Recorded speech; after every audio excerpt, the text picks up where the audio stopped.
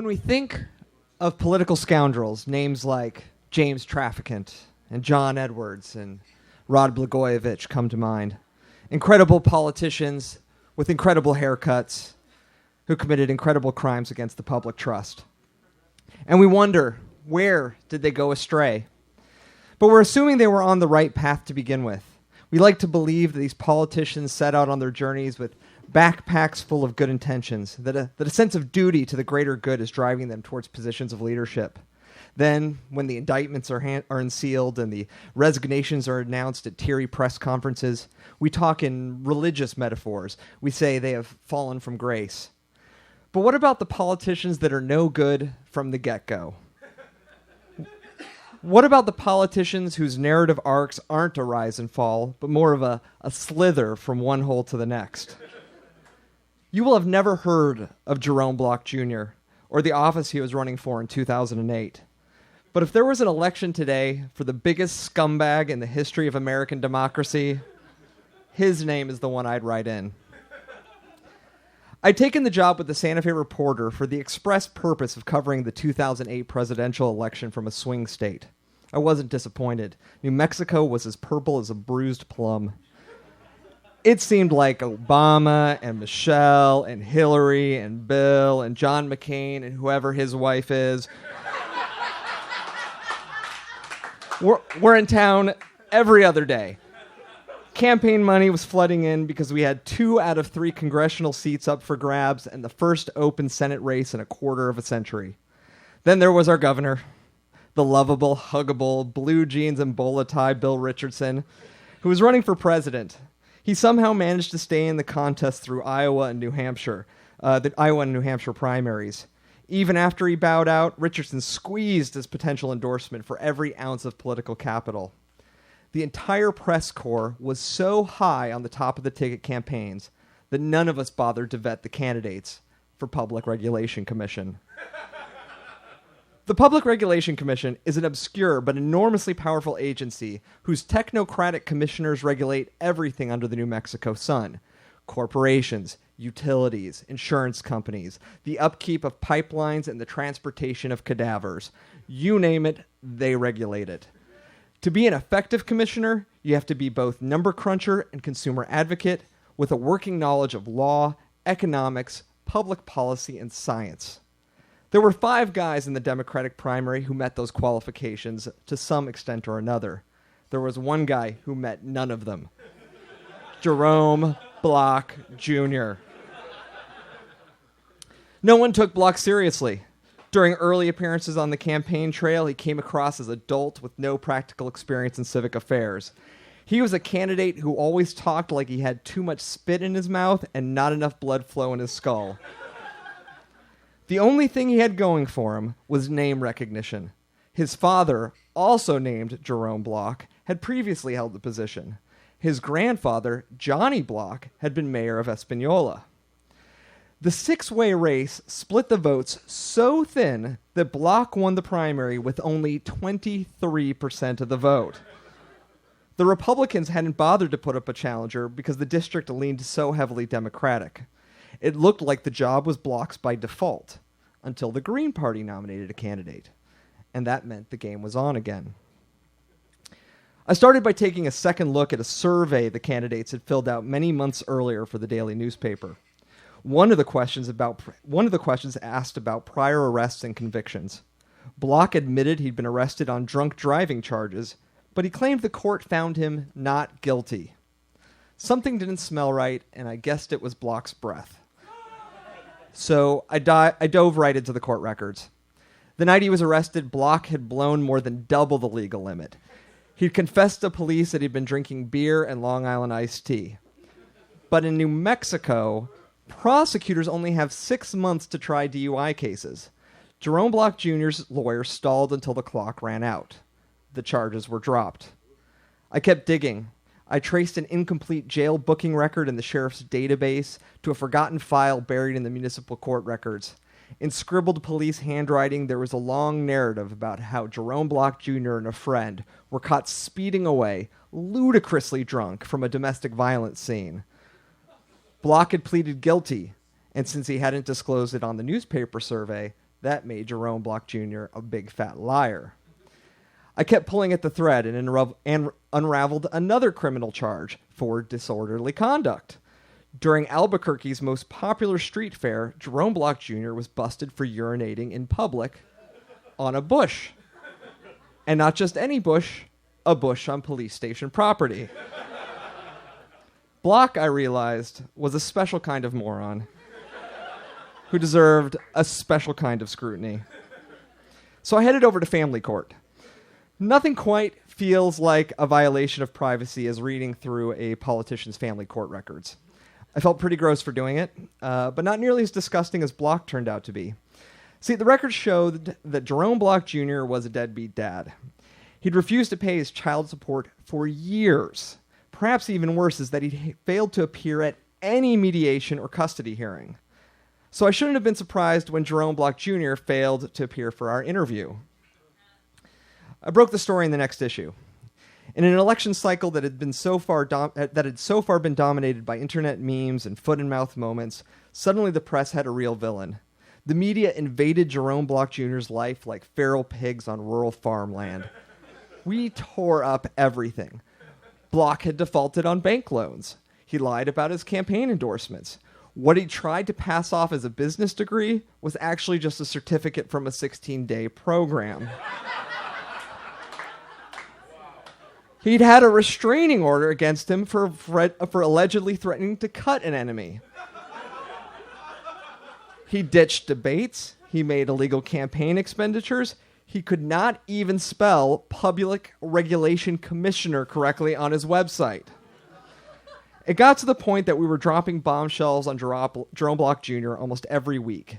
And through it all, I never spoke to Block directly. He was like an elusive, mythical slug who left a slimy paper trail behind him.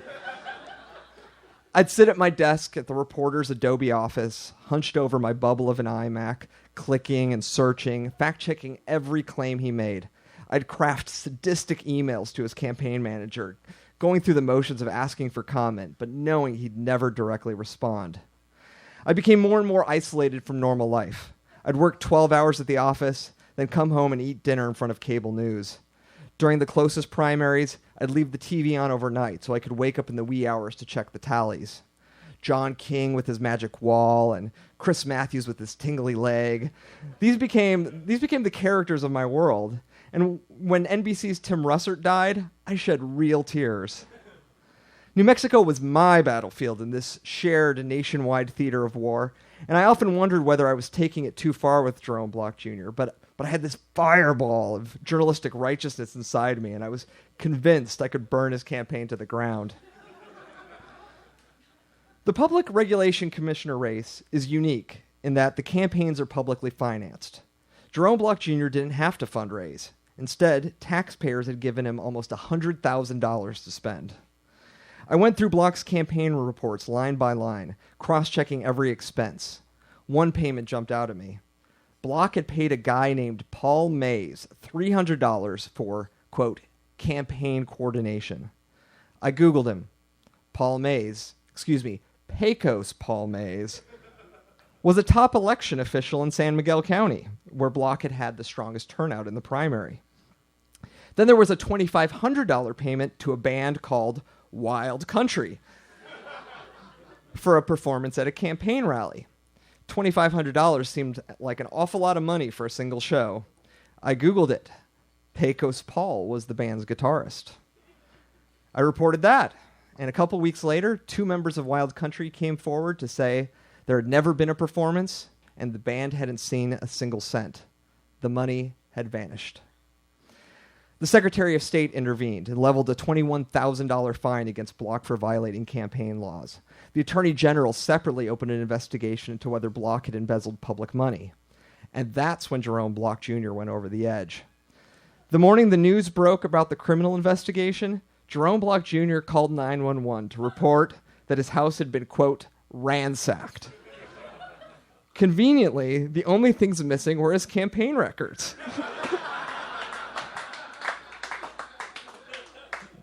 The words "spick liar" were written on the wall in green crayon. The state police didn't believe him for a second, nor did anyone else. To anyone watching the election, it was clear that Jerome Block Jr. was the worst candidate the state had ever seen. Environmental groups began running attack ads against Block on the radio. One group released this video. Oh, this is how.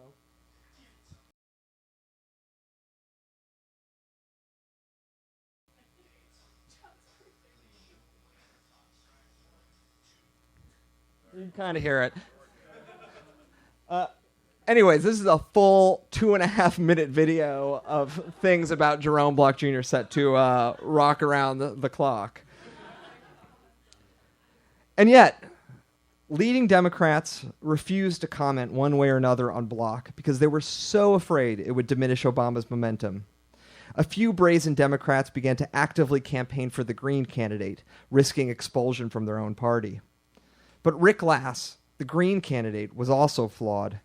First, he was from Michigan, and New Mexico voters are naturally prejudiced against outsiders. More importantly, Rick Lass had once been arrested for a domestic disturbance himself.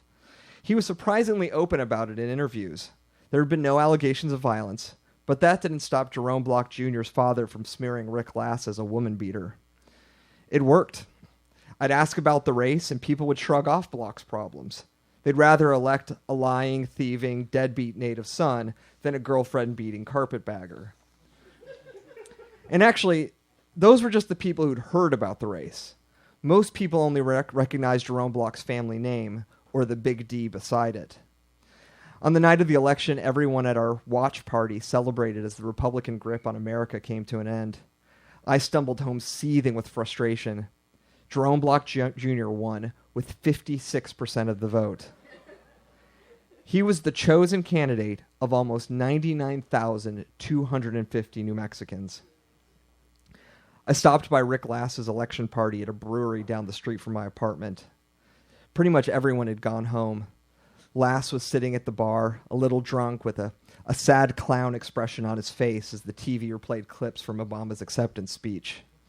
We didn't say much to each other. He quit politics after that. Elections are over in an instant, but justice drags. The Attorney General eventually indicted Block and his father on a long list of felony charges. Still, Block refused to resign the $90,000 a year job while he awaited trial. Months passed and I moved to San Diego. One would have expected Jerome Block Jr. to keep his nose clean as he assumed office. After all, there were 100 microscopes trained on his every move. But no. A television station discovered Block had racked up more than $8,000 in fraudulent charges on government-issued credit cards that were supposed to be used for gasoline. It was dubbed Chimichanga Gate. Because that was one of the many unauthorized purchases alleged in a search warrant affidavit. On top of that, Block was accused of car theft by an auto dealership after he took a Honda Accord on a test drive and never came back.